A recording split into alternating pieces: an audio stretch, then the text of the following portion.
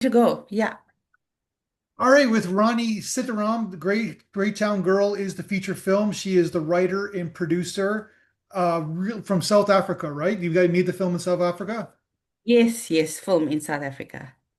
So you wrote the screenplay. Tell me about did you when you were writing the script, did you already have like a producer attached or director attached?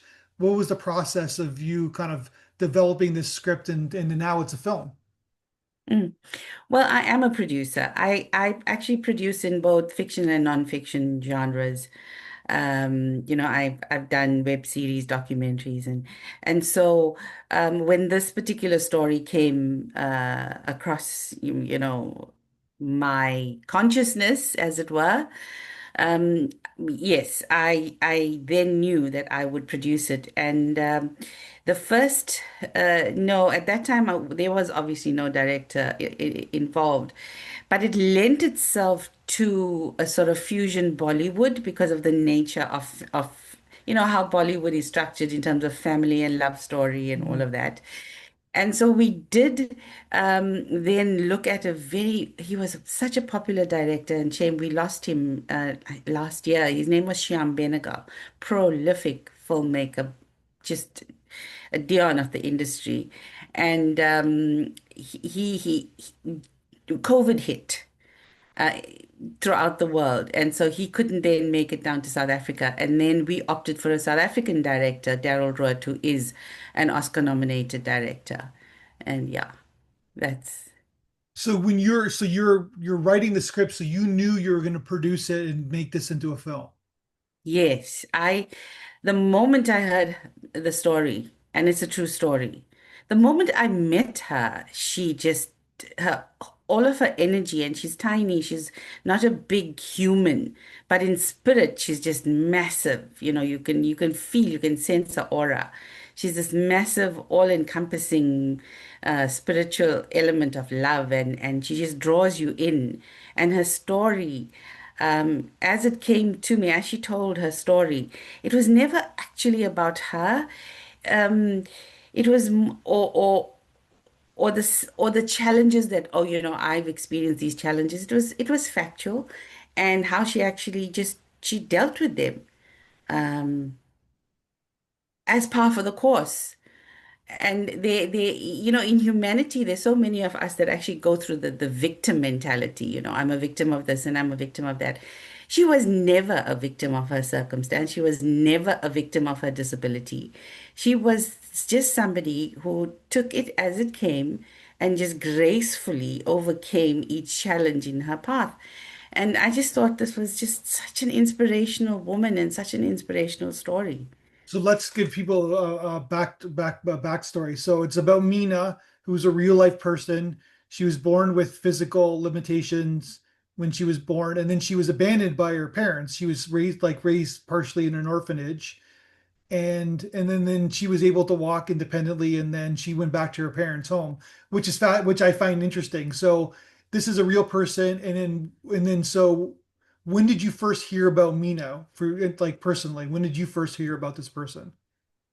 Well, it was actually at my wedding when I was a young bride getting dressed at my wedding.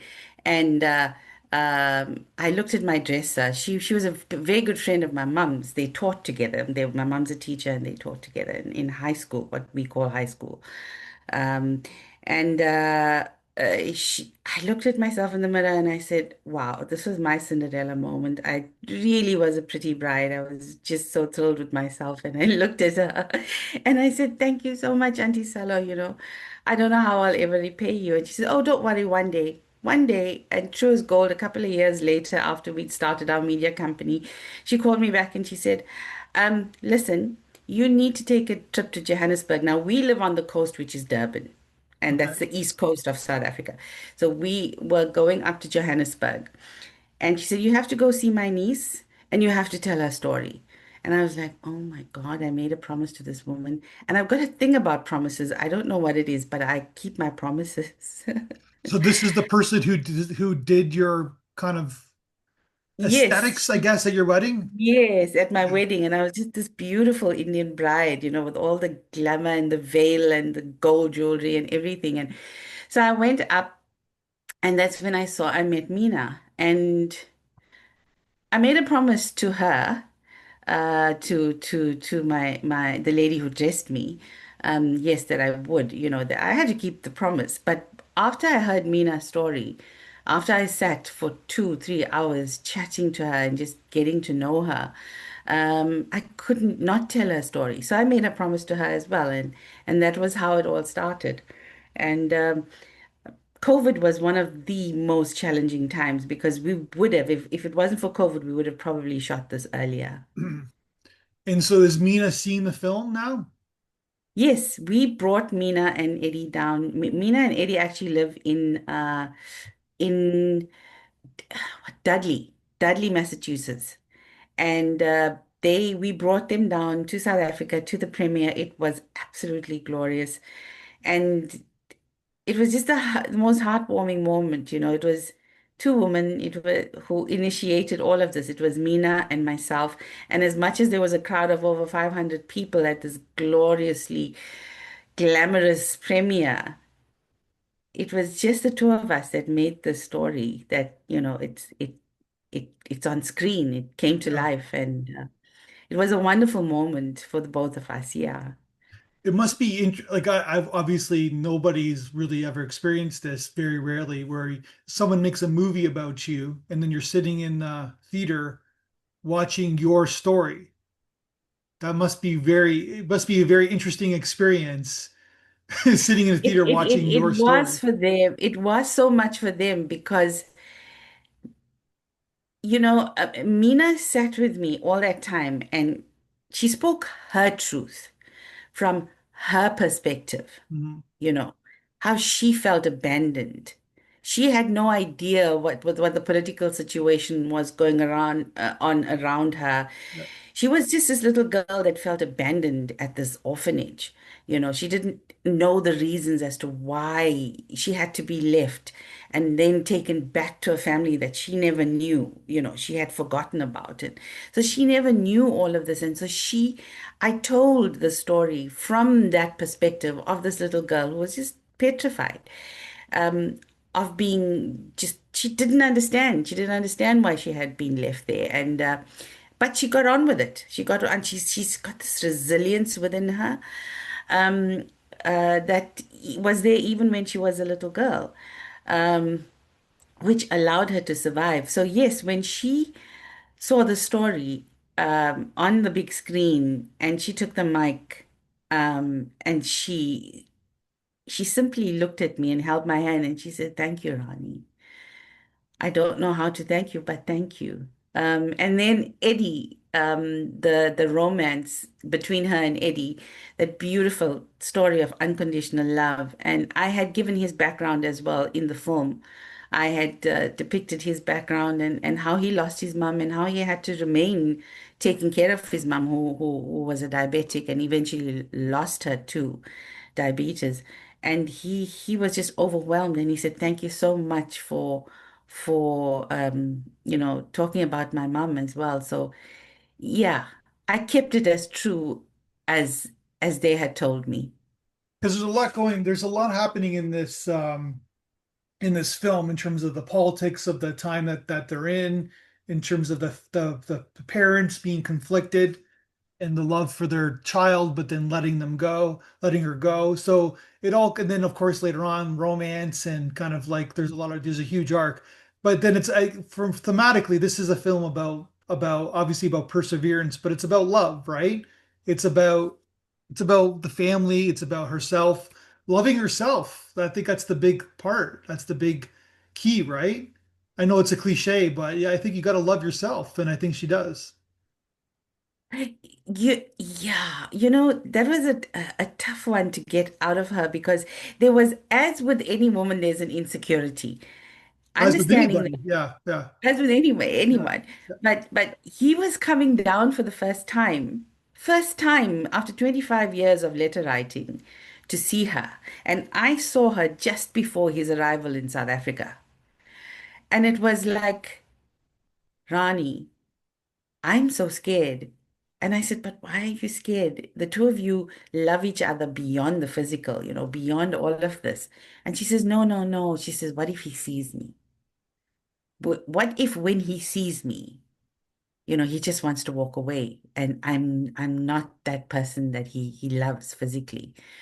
And it was spoken with such truth and with such intensity that that insecurity came through. And I hope I did that justice because it's with any woman just before you're about to get married or before you're about to see the love of your life. Like, gosh, what is he going to think of me? Do I really like, what if he doesn't like me and he walks away and he just turns away and that's it? So yeah, there was that.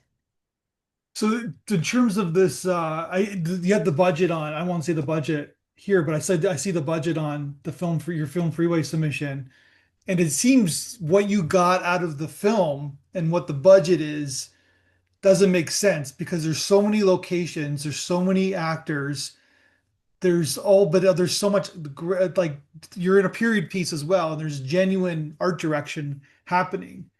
I'm curious, like about the production itself. Like this seems pretty ambitious, like a pretty ambitious film that you made. Very ambitious, but remember, I think you seeing it in dollars. Yeah. If when that translates into rands, it makes a difference in South Africa, and this is why South Africa is a beautiful place to shoot. So make So make a film in South Africa. That's what you're saying. yes, come make a film in South Africa because because the dollars translate well here, So you obviously I gave you the dollar value of the film, but Yeah. it did translate well here, and we were able to get a lot done in South Africa, and absolutely it was. I'm so sorry. We have these huge sort of dinosaur type looking birds called hadidas. And at this time, at dusk, they start screeching. So if you're hearing them in the background, I apologize. They just exist in Yeah. in South Africa. So anyway, uh, yes, the dollar value translated here, it was more than sufficient. It was a more expensive South African film, put it that way.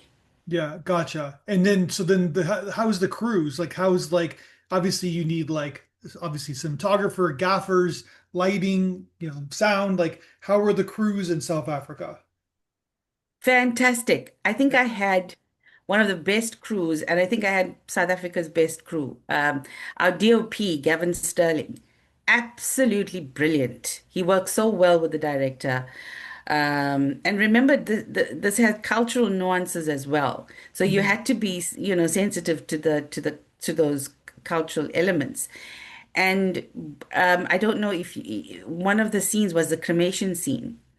And the way that was shot from the point of view of the actual fire, it was poetry in motion, really. Mhm. Um, I was very lucky to have amazing crew and equally amazing cast. Well, let's talk about the cast for a second because like the parents are fantastic and the like they're everybody's great in the film. Like it's very real. And let's like where did you find like it's a huge cast too. So where did you Yeah. find everybody? Well, they say don't use family in business, Yeah, but when they are so good, when they have such an amazing repertoire in terms of acting and their ability, yeah, and they're chosen by the director independently, then you got to use them. So the father, Jack Devnarine, he's actually my brother. He's a veteran actor. He's absolutely an award-winning brilliant. So I had access to him. And being my brother, so it was a phone call and an audition with the director, and he just, you could see his brilliance, and he carried that film on his shoulders. You could see that role of the father. Every man identifies with that. Every man, and his very gentle movements, his gentle looks, just caught on camera, yeah. just immediately evoked emotions. And then Well, the he lead, sets the tone of the film in the beginning, right? The first act ye- especially. yes, yes, where baby is born. Yeah, where baby's born, yeah. And then the lead, the adult Mina. Um, It has the same last name as you. Yes. I gave birth to that. It's all my mine. It's like I take full credit. Okay. No, look, she was born into a family of filmmakers and she just grew up with it. She's Is done that her is that honors. your daughter? Yeah, she's my Okay. daughter. Okay. She's good. So she's a performer since the day since her first cry. It's just something totally innate in her. She's a brilliant performer, even though she is doing her master's now in performance studies as well. But just brilliant. And I think also the relationship between uncle and niece lent beautifully towards playing the father and daughter, the adult Mina and her father. But the rest of the cast as well, they were really I searched it, I took time to look, and also the complexity of the mother who had to be the strong woman who had to look at her daughter and say, listen, I can't mollycoddle you. If something happens to me, how on earth, with your disability, are you going to survive? So she was that firm woman. She was Mhm. that mother who said, hang on a second, you know, I'm not all hugs and kisses here. You got to stand on your own 2 feet. And even if it means just cooking for yourself, because she was the one who told her, she says, no man will choose you. No man will choose you. And it was a thing in the Indian community in those days where, you would have a family propose marriage to their son, and it would go through the process. Even now that, that still happens. Um, no family was going to actually choose a Yeah, bride for their son who had a disability. sure. So, yeah, she had to be quite honest with Mina and tell her like it was. And obviously, then Mina went about her life and she created a love story herself anyway, regardless of what anyone said. Which is interesting because there's a lot of cultures like kind of like intersecting. Obviously, you're in South Africa. You couldn't help but notice the sign in the hospital at the beginning of the film where it's like this is whites only. Only white people can go into this room.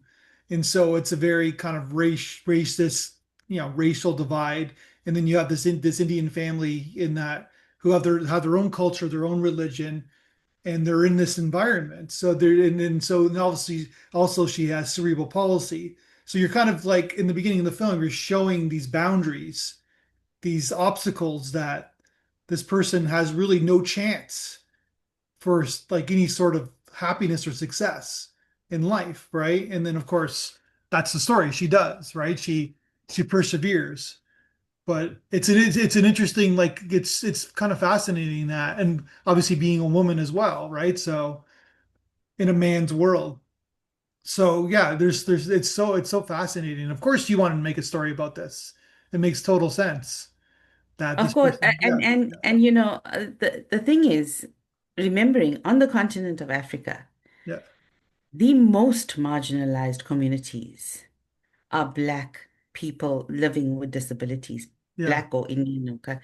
They are the most marginalized. They have the least access. To this day, I have to be honest with you. And I'm talking about the continent of Africa. yeah. I'm not specifically just talking about South Africa as well as a country, but we have a lot of challenges in terms of getting their voices heard, and it's important that we understand the challenges to this day. Even access to education is a challenge. We don't have enough schools for children living with disabilities, Mhm.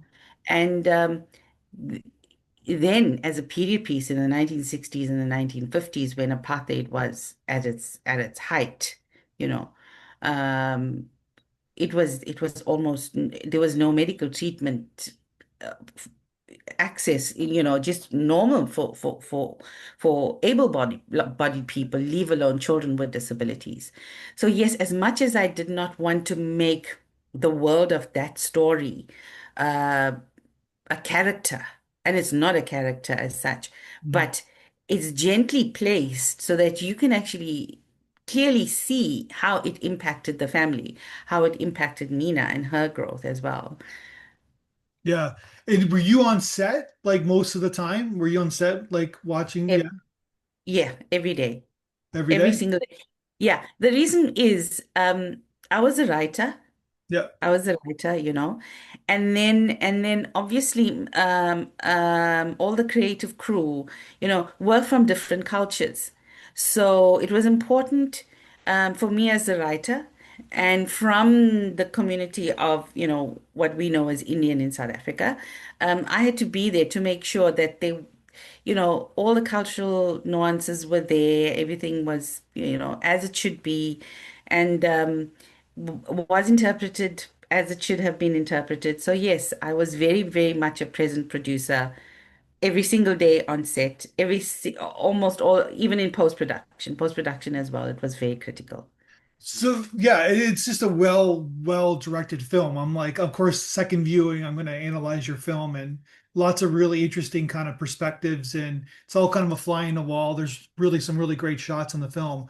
The sequence of the kids in the hospital, you're talking about the disabled kids in the hospital. That's fantastic. It's just really interesting scenes. And then you got to use all these child actors for it and kind of like some vulnerable scenes as well. Talk to me about on set during that time, like kind of getting those scenes across. Of course, you had the nurse; she's fantastic in it as well. I'm assuming those are difficult days on set to kind of accomplish.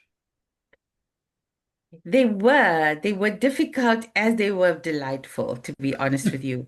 Uh, you know, so our production company is actually based um, within a complex uh, that belongs to the Department of Education, under which they call special projects. And this deals with children with disabilities. So those children are the actual children with disabilities who live in that sort of complex hostel area, and they are taken care of. And we, as they reach young adulthood, those children who want to learn with disabilities, who want to learn filmmaking, we actually take them on into our production company and give them accredited training so that they have their own voices to speak about challenges, issues, and who they are as people living with disabilities, but filmmakers as well. So that's what we do. And so those little children that you saw were from the hostel called the Oasis House Open Air School Hostel. And they own that film because they witnessed the development of it, and then there was no way I couldn't have them a part of it. Um, so yes, it was delightful to see. They were just, and in scenes like that, especially when you're using extras, is hurry up and wait. So they would like just be so beautifully behaved, and we would give them their little snacks and whatever. And the moment call to action, it was just glee and delight, and it was a blessing, to be honest. Did I'm curious about like, of course, it's that you're dramatizing her story, right?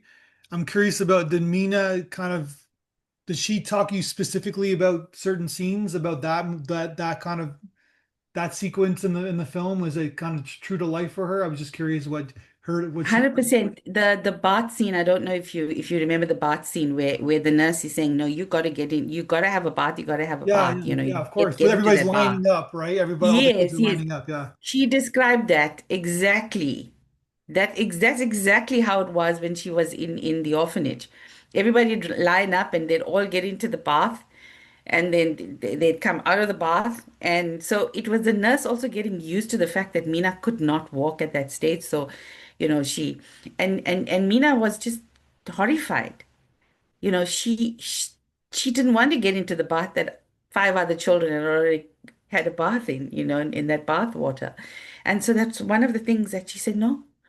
I refused. I just refused. And she was 4 years old and she said no.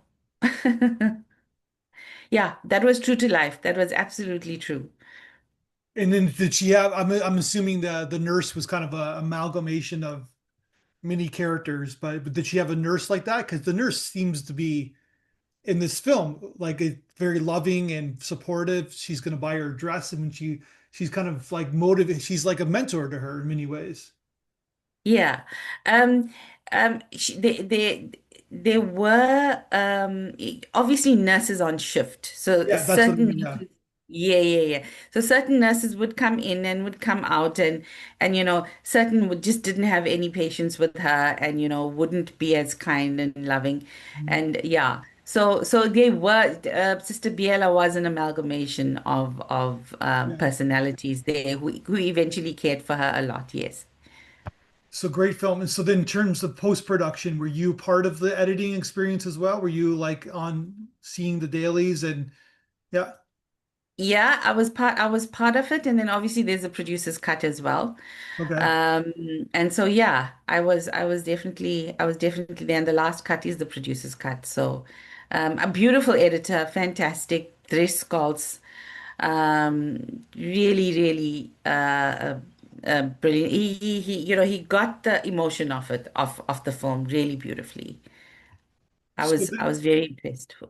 so you can go to the website, Greytown Girl, the movie, have all the kind of interviews and reads and behind the Yes, please, scenes. www.greytownGirlTheMovie.com. Yeah, we'll have it linked on the podcast, and you're having booked. Thank you. Yeah. So Thank you. so you're looking, are you looking for distribution? Is that the next step? Yeah, the next step is looking for I have a distributor in South Africa, but we are now looking to streamers.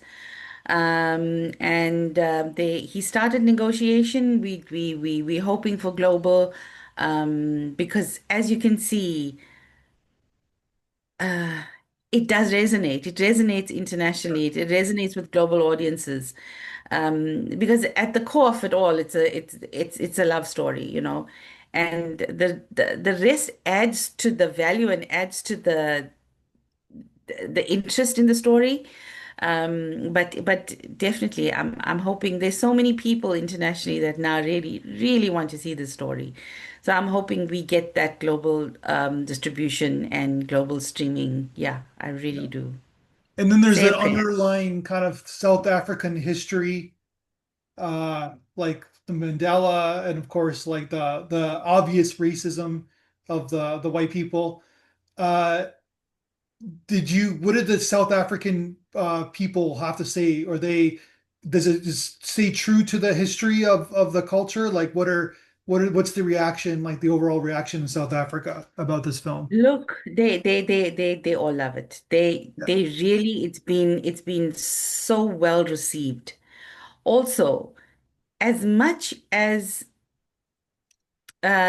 you may grow up in a community which frames you in your formative years. So if you notice the nurse, when the father went to ask, and he walked past, and there was a sign there that said "net blankers," white only, and he went to the nurse, and she so gently, she says, "Listen, we don't treat coolies here," and coolie is a derogatory term, but um, she grew up in her formative years within a community that was racist. She didn't have that innately. It was just something that she knew to call an Indian person. sure, And that's how it was depicted because that was the truth of it. They may not have had, she was a healer, she was working within a hospital. And so she put her hand on his shoulder and she said, "There's a Dr. Thompson, take take this information and take your daughter to her." So she, being a white woman who came across as racist, was actually the catalyst, was that catalyst that actually changed Mina's trajectory of her yeah. life. Yeah. So, as much as there was racism, everyone was a victim. Even white people were victims of their own, Yeah, their own environment. yeah. So yeah, there's a lot of ignorance happening. Yeah, no, like that's Yeah. a very open-minded perspective, but then you put it in the story as well. Like Well, very Mandela-like, I guess I would say, right? Like he kind of that was his ideology as well, right? Where like let's forgive and let's move on and let's have perspective of why there people are racist, right? Like it's it's very open-minded in many ways. Yes, it is. And there again, I took that, yeah, from the Madiba effect, but also Mina. Mina carried that within her. Yeah, She she was never a victim of anyone, and even to this day, she was never the victim. Yes, she endured regimes and she endured circumstances, and yes, the system was completely racist. It was discriminatory. It was wrong on so many yeah, levels. Um, but in your humanity, no matter who you are, you're still human. There is still a human element where there is oneness. And so Mina was never the victim. yeah. No, that's If great. you, yeah, Yeah, yeah. it's a really great film, and it's really, like I said, really well produced, like nice. It's just some solid direction. There's always something going on. It's a really amazing production design where like everywhere you go from like obviously the beginning scenes of like the hospital to her staying at the orphanage to later on like everything kind of connects and yeah I just like I really like this film a lot.